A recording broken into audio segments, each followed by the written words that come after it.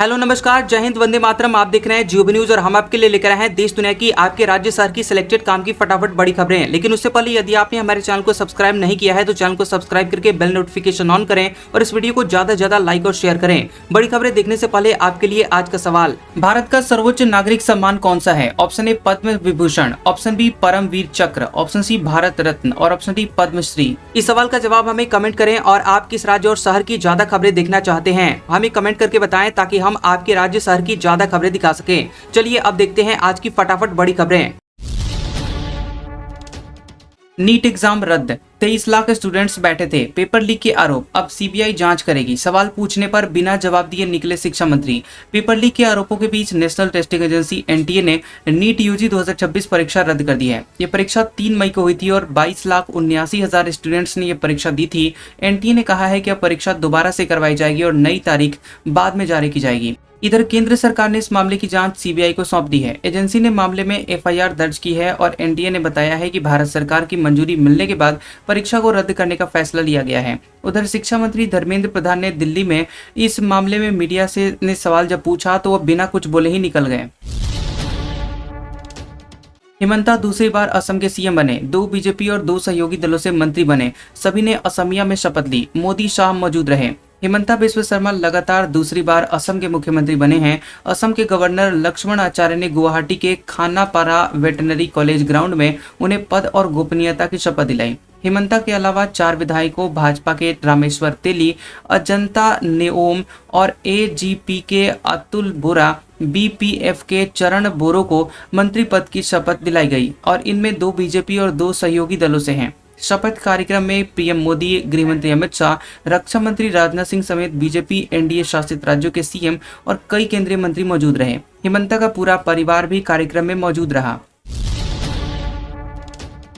उदयनिधि स्टालिन बोले, सनातन धर्म को खत्म किया जाना चाहिए, ये लोगों को बांटता है। पहले डेंगू मलेरिया बताया था, इस पर सुप्रीम कोर्ट ने फटकारा था। तमिलनाडु के पूर्व डिप्टी सीएम उदयनिधि स्टालिन ने विधानसभा में कहा कि लोगों को बांटने वाले सनातन धर्म को खत्म किया जाना चाहिए। उन्होंने पहले भी 2023 में सनातन को डेंगू मलेरिया बताया था। इसके बाद सुप्रीम कोर्ट ने मार्च 2025 में सुप्रीम कोर्ट ने उन्हें फटकार लगाई थी। उदयनिधि ने विजय के शपथ ग्रहण समारोह का मुद्दा उठाते हुए आरोप लगाया कि तमिलनाडु के पारंपरिक तमिल आह्वान गीत तमिल थाई वज्जुथु को कार्यक्रम में तीसरे स्थान पर रखा गया, जबकि परंपरा के मुताबिक इसे प्राथमिकता मिलनी चाहिए थी। केरलम के सीएम का ऐलान 24 घंटे के भीतर, राहुल से मिलने के बाद पूर्व प्रदेश अध्यक्ष का दावा, वेणुगोपाल पहली पसंद। केरलम के अगले सीएम के नाम की घोषणा अगले 24 घंटे में हो सकती है। पूर्व प्रदेश कांग्रेस अध्यक्ष के मुरलीधरन ने राहुल गांधी से मिलने के बाद यह दावा किया। उन्होंने कहा कि मंगलवार रात या बुधवार सुबह तक मुख्यमंत्री के नाम सामने आ जाएंगे। मुरलीधरन ने बताया कि सोनिया गांधी के आवास 10 जनपद पर राहुल गांधी ने केरल के पूर्व प्रदेश अध्यक्षों और सरकारी कार्य अध्यक्षों के साथ ही अगले सीएम के नाम की चर्चा की है। कांग्रेस अध्यक्ष मल्लिकार्जुन खड़गे बेंगलुरु से दिल्ली आ रहे हैं। उनके आने के बाद एक और दौर की बातचीत होगी, जिसके बाद मुख्यमंत्री के नाम पर आखिरी फैसला होगा। रुपया ऑल टाइम लो पर आया, $1 की कीमत 95.50 रुपए हुई। इससे महंगाई बढ़ने का खतरा। भारतीय रुपया 12 मई को डॉलर के मुकाबले 19 पैसे गिरकर 95.50 के रिकॉर्ड निचले स्तर पर आ गया। अमेरिकी राष्ट्रपति डोनाल्ड ट्रंप के बयान के बाद रुपए में यह गिरावट आई है। दरअसल ट्रंप ने ईरान के साथ संघर्ष विराम को कमजोर बताया, जिससे कच्चे तेल की कीमतों में तेजी आई है और ब्रेंट क्रूड ऑयल के दाम बढ़कर $105 प्रति बैरल के पार पहुंच गए हैं। इससे पहले यह 95.31 पर बंद हुआ था और पिछले हफ्ते ही रुपए ने 95.43 का निचला स्तर छुआ था, जो कि अब टूट चुका है। साल 2026 की शुरुआत में ही रुपया दबाव में है और पिछले साल दिसंबर 2025 में पहली बार रुपया 90 के स्तर के पार गया था। चांदी एक दिन में 11,620 रुपए महंगी, 2.68 लाख रुपए पहुंची और इस साल 37,000 का उछाल। 10 ग्राम सोना 1592 रुपए चढ़कर 1,52,000 रुपए पर आया। प्रधानमंत्री नरेंद्र मोदी की लोगों से सोना न खरीदने की अपील के बावजूद 12 मई को सोने चांदी में तेजी देखने को मिली। India bullion and jewellers association IBJA के मुताबिक 1 किलो चांदी 11,620 रुपए बढ़कर 2,67,820 रुपए पर पहुंच गई है। इससे पहले इसकी कीमत 2,56,200 रुपए प्रति किलो थी। वहीं 10 ग्राम 24 कैरेट सोना 1,592 रुपए चढ़कर 1,51,954 रुपए पर पहुंच गया है। इससे पहले 11 मई को इसकी कीमत 1,50,362 रुपए प्रति 10 ग्राम थी। रिटेल महंगाई अप्रैल में बढ़कर 3.48% पर पहुंची। खाने पीने की चीजें महंगी होने का असर। अमेरिका ईरान जंग से महंगाई और बढ़ सकती है। अप्रैल की रिटेल महंगाई बढ़कर 3.48% पर पहुंच गई है और इससे पहले मार्च में ये 3.40% थी। वहीं 12 मई को ये आंकड़े जारी किए गए हैं। महंगाई में ये बढ़ोतरी ऐसे समय में हुई है जब अमेरिका और ईरान के बीच तनाव बढ़ा हुआ है। यह तनाव लंबा चला तो महंगाई और आगे बढ़ सकती है। महंगाई बढ़ने की सबसे बड़ी वजह खाने पीने की चीजों के दामों का बढ़ना है। फूड इन्फ्लेशन अप्रैल में बढ़कर 4.20% पर पहुंच गई। मार्च में यह आंकड़ा 3.87% था। शहरी महंगाई दर 3.11% से बढ़कर 3.16% पहुंच गई है। ग्रामीण महंगाई दर 3.63% से बढ़कर 3.74% पहुंच गई है। रिपोर्ट, जंग में यूएई ने भी ईरान पर हमले किए। अप्रैल में लावान द्वीप की ऑयल रिफाइनरी को निशाना बनाया। ट्रंप बोले ईरानी लीडरशिप बेईमान। संयुक्त अरब अमीरात यूएई ने ईरान पर गुप्त सैन्य हमले किए हैं। ये दावा वॉल स्ट्रीट जर्नल की रिपोर्ट में किया गया है। रिपोर्ट के मुताबिक अप्रैल में ईरान के लावान द्वीप स्थित ऑयल रिफाइनरी को निशाना बनाया गया था और जिससे वहां बड़ी आग लग गई और उत्पादन लंबे समय तक प्रभावित रहा। रिपोर्ट के मुताबिक हमला अप्रैल की शुरुआत में हुआ और उसी समय जब अमेरिकी राष्ट्रपति डोनाल्ड ट्रंप युद्ध विराम की घोषणा कर रहे थे। ईरान ने उस समय कहा था कि रिफाइनरी दुश्मन के हमले में क्षतिग्रस्त हुई है। इसके बाद तेहरान ने यूएई और कुवैत पर मिसाइल और ड्रोन हमले किए थे। रिपोर्ट, पाकिस्तान ने ईरान के एयरक्राफ्ट को छिपाने में मदद की। अमेरिका से बचाने के लिए एयरबेस पर रखा। पाकिस्तान बोला बातचीत के लिए आए थे। पाकिस्तान ने अमेरिका ईरान संघर्ष के दौरान ईरानी सैन्य विमानों को अपने एयरबेस पर जगह दी है। ये दावा सीबीएस न्यूज ने अपनी रिपोर्ट में किया है। रिपोर्ट में अमेरिकी अधिकारियों के हवाले से बताया गया कि अप्रैल में सीज फायर के ऐलान के कुछ दिन बाद ईरान ने कई विमान पाकिस्तान एयरफोर्स के नूर खान एयरबेस भेजे। रिपोर्ट में कहा गया कि भेजे गए विमानों में ईरानी एयरफोर्स का RC-130 विमान भी शामिल था। यह Lockheed C-130 Hercules transport aircraft का खुफिया और निगरानी मिशन वाला वर्जन माना जाता है। पहलवान विनेश बोली इन बेशर्मों को क्या फर्क पड़ता है। गोंडा से हरियाणा लौटी बृजभूषण के सांसद बेटे का जवाब, जाहिलों को सिखा नहीं सकते। गोंडा में हो रही सीनियर नेशनल ओपन कुश्ती चैंपियनशिप में खेलने पर अड़ी पहलवान विनेश फोगाट हरियाणा लौट गई हैं। उन्होंने चैंपियनशिप में कुश्ती लड़ने का ऐलान किया था लेकिन गोंडा नहीं पहुंची। विनेश को भारतीय कुश्ती महासंघ ने 9 मई को एंटी डोपिंग नियमों के उल्लंघन के आरोप में कारण बताओ नोटिस जारी करते हुए चैंपियनशिप में बैन कर दिया था। इसके बावजूद वह सोमवार को गोंडा स्टेडियम में पहुंची। वहां उन्होंने कहा कि मुझे कोई भी दिक्कत आए, इन बेशर्मों को क्या फर्क पड़ता है। इसके बाद विनेश गोंडा से अयोध्या वापस आ गई थी।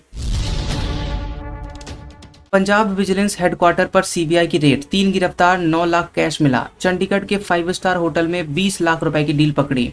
पंजाब विजिलेंस हेडक्वार्टर पर central bureau of investigation CBI की टीम ने रेड की और सोमवार 13 छापा मारने के बाद टीम मंगलवार सुबह दोबारा पंजाब विजिलेंस चीफ के दफ्तर पहुंची। बताया जा रहा है कि टीम एक रिश्वत केस में जांच कर रही है और इससे पहले सीबीआई ने चंडीगढ़ के 5 सितारा होटल में छापा मारा था जहां 20 लाख रुपए की डील को पकड़ा था।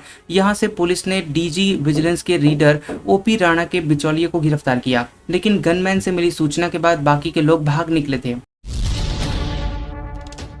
पीएम मोदी की बचत की अपील, महाराष्ट्र के मंत्री फ्रांस नहीं जाएंगे। कांस फिल्म फेस्टिवल में हिस्सा लेना था, सरकार बोली पेट्रोल डीजल की कमी नहीं है। पीएम मोदी लगातार 2 दिन लोगों से ईंधन और संसाधनों का कम इस्तेमाल करने की अपील कर चुके हैं। उन्होंने कहा कि जहां संभव हो पेट्रोल डीजल का उपयोग कम करें और मेट्रो, इलेक्ट्रिक बस और पब्लिक ट्रांसपोर्ट का उपयोग करें। विदेशी यात्राओं से बचें। इसको देखते हुए महाराष्ट्र सरकार के मंत्री आशीष शेलार ने ऐलान किया कि वे इस साल फ्रांस में होने वाले कांस फिल्म फेस्टिवल में शामिल नहीं होंगे। पीएम मोदी ने 10 मई को तेलंगाना के हैदराबाद और फिर 11 मई को गुजरात के वडोदरा में जनसभा को संबोधित करते हुए बचत की बात कही। वडोदरा में पीएम ने कहा कि जैसे देश ने मिलकर कोरोना संकट का सामना किया था, वैसे ही मौजूदा संकट से भी देश बाहर निकल जाएगा। बंगाल में एसआईआर कराने वाले अधिकारी चीफ सेक्रेटरी बने, कांग्रेस बोली। इलेक्शन कमीशन और बीजेपी के बीच खुली मिलीभगत, टीएमसी ने इसे बेशर्मी बताया। सुवेंदु सरकार ने पश्चिम बंगाल में एसआईआर कराने वाले चुनाव अधिकारी मनोज अग्रवाल को राज्य का नया चीफ सेक्रेटरी नियुक्त किया है। मनोज की देखरेख में विधानसभा चुनाव से पहले बंगाल में वोटर लिस्ट में विशेष गहन संशोधन यानी एसआईआर करवाया गया था और इसमें मतदाता सूची से लगभग 91 लाख वोटर्स के नाम हटाए गए थे। इसके अलावा रिटायर्ड आईएएस अधिकारी सुब्रत गुप्ता को भी मुख्यमंत्री का सलाहकार नियुक्त किया गया है। सुब्रत को बंगाल में एसआईआर के दौरान ऑब्जर्वर नियुक्त किया गया था। बंगाल के पूर्व मंत्री सुजीत को ईडी ने गिरफ्तार किया। नगर निगम में अवैध भर्ती का आरोप, 150 लोगों को नौकरी दिलाई, फ्लैट और पैसे लिए। पश्चिम बंगाल के पूर्व मंत्री और टीएमसी के नेता सुजीत बोस को नगर निगम भर्ती घोटाले में प्रवर्तन निदेशालय यानी ईडी ने अरेस्ट किया है। सुजीत अपने बेटे समुद्र बोस के साथ सुबह करीब 10:30 बजे ईडी ऑफिस पहुंचे थे और उनसे करीब 10 घंटे पूछताछ की गई, फिर रात को गिरफ्तार कर लिया गया। सुजीत बोस पर 2014 से 2018 के बीच साउथ दमदम नगर निगम में करीब 150 लोगों की अवैध भर्ती कराने का आरोप है। कहा जाता है कि सुजीत ने इसके बदले पैसे और फ्लैट लिए थे। सुजीत उस वक्त दमदम नगर पालिका के उपाध्यक्ष थे। मानसून 4 से 6 दिन पहले आने का अनुमान। यूपी बिहार समेत 5 राज्यों में आंधी बारिश का अलर्ट। राजस्थान का बाड़मेर दूसरे दिन सबसे गर्म, पारा 47.3 डिग्री सेल्सियस। देश में मानसून तय समय से 4 दिन पहले दस्तक दे सकता है। आमतौर पर केरल में मानसून 1 जून तक पहुंचता है, लेकिन इस बार 25 से 27 मई के बीच केरल तट पर पहुंचने की संभावना है। बंगाल की खाड़ी के दक्षिण पश्चिम हिस्से में एक सिस्टम बन गया है जो कि अगले 48 घंटे में और मजबूत हो सकता है और इससे दक्षिण भारत के कई राज्यों में बारिश बढ़ेगी। ये सिस्टम मानसून को तेजी से आगे बढ़ा रहा है। यूपी बिहार समेत 5 राज्यों में आंधी बारिश का अलर्ट है। बिहार और उत्तराखंड के सभी जिलों में बारिश हो सकती है। वहीं उत्तर प्रदेश के 38 जिलों में बारिश की संभावना है। हिमाचल प्रदेश के कुल्लू में आंधी तूफान और बारिश से 5 घरों और 7 गौशालाओं की छतें उखड़ गई। राजस्थान, गुजरात, महाराष्ट्र और मध्य प्रदेश में हीट वेव जारी है। देश में राजस्थान का बाड़मेर सोमवार को सबसे गर्म रहा, जहां तापमान 47.3 डिग्री सेल्सियस दर्ज किया गया। जैसलमेर में 46.5 डिग्री, फलोदी में 45.6 डिग्री और बीकानेर में 45.3 डिग्री सेल्सियस तापमान रहा। मध्य प्रदेश के रतलाम में पारा 45 डिग्री सेल्सियस के पार रहा। AIADMK में फूट, बागी गुट का TVK को समर्थन। षणमुगम बोले, जनादेश विजय के साथ हम DMK से जुड़ते तो खत्म हो जाते। तमिलनाडु में AIADMK पार्टी में 2 हिस्सों में बंट गई है और पार्टी के नेता CV षणमुगम ने CM विजय की पार्टी तमिलगा वेत्री कड़गम यानी TVK को समर्थन देने का आधिकारिक ऐलान कर दिया है। कहा जा रहा है कि उनके साथ 30 विधायकों ने भी विजय को समर्थन देना स्वीकार किया है। षणमुगम ने बयान में कहा है कि हम जनता का जनादेश स्वीकार करते हैं। यह जनादेश TVK चीफ विजय के लिए है, इसलिए हम TVK सरकार को अपना समर्थन देते हैं और अगर हम DMK के साथ गठबंधन करते तो AIADMK का अस्तित्व ही समाप्त हो जाता। सुवेंदु अधिकारी के PM मर्डर केस की जांच CBI करेगी। 7 अफसरों की SIT गठित। बिहार यूपी से गिरफ्तार 3 आरोपी 13 दिन की पुलिस कस्टडी में। पश्चिम बंगाल के मुख्यमंत्री सुवेंदु अधिकारी के पर्सनल असिस्टेंट PA चंद्रनाथ रथ की हत्या के मामले की जांच अब CBI करेगी। CBI ने केस अपने हाथ में लेते ही 7 मेंबर्स की स्पेशल इन्वेस्टिगेशन टीम SIT बनाई है। टीम की अगुवाई DIG रैंक के अधिकारी करेंगे और अब इस केस में अब तक बिहार और यूपी के 3 आरोपी गिरफ्तार किए गए हैं। पुलिस ने तीनों को नॉर्थ 24 परगना के बारासात कोर्ट में पेश किया, जहां से उन्हें 13 दिन की पुलिस कस्टडी में भेज दिया गया है। बंगाल चुनाव नतीजों के 2 दिन बाद 6 मई को नॉर्थ 24 परगना के मध्यम ग्राम में 42 साल के चंद्रनाथ की गोली मार हत्या कर दी गई थी। हमलावर ने उनकी कार रोककर कई राउंड फायरिंग की, जिससे उन्हें सीने और पेट में 3 गोलियां लगी थी। पश्चिम एशिया संकट पर पवार बोले, मोदी सर्वदलीय बैठक बुलाएं। PM की गोल्ड न खरीदने की अपील पर ज्वेलर्स ने कहा, रोजी रोटी पर असर पड़ेगा। शरद पवार ने पश्चिम एशिया संकट पर PM मोदी को से सर्वदलीय बैठक बुलाने की अपील की है।